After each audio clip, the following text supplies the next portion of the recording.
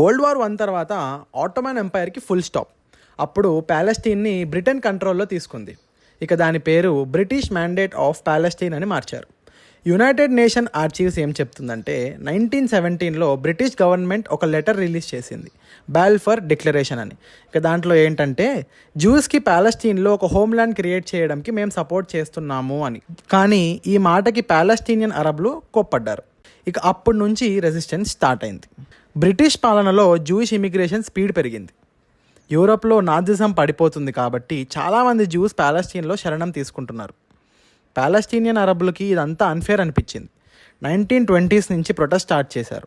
1936 to 39 మధ్య డైరెక్ట్గా ఒక మేజర్ రివోల్ట్ కూడా చేశారు. ఇక టెన్షన్ ఫుల్ లెవెల్. ఈ మధ్యలో బ్రిటిష్ సర్కార్ కన్ఫ్యూజన్లో పడిపోయింది. 1939లో ఇమిగ్రేషన్ మీద లిమిట్ కూడా పెట్టేశారు. కానీ యూరోప్లో నాజిజంతో బ్రతకడం కష్టమైపోయిన జ్యూస్కి ఇది ఒక హెవీ షాక్ లాగా వచ్చేసింది. వరల్డ్ వార్ 2 తర్వాత అసలు ఏం జరిగింది, ఇజ్రాయెల్ ఎలా క్రియేట్ అయింది, నాగ్బా అంటే ఏంటి, ఒక సీరియస్ టర్న్ తీసుకుంటుంది స్టోరీ. సో పార్ట్ 3లో కలుద్దాం. Do follow the unlaid voice.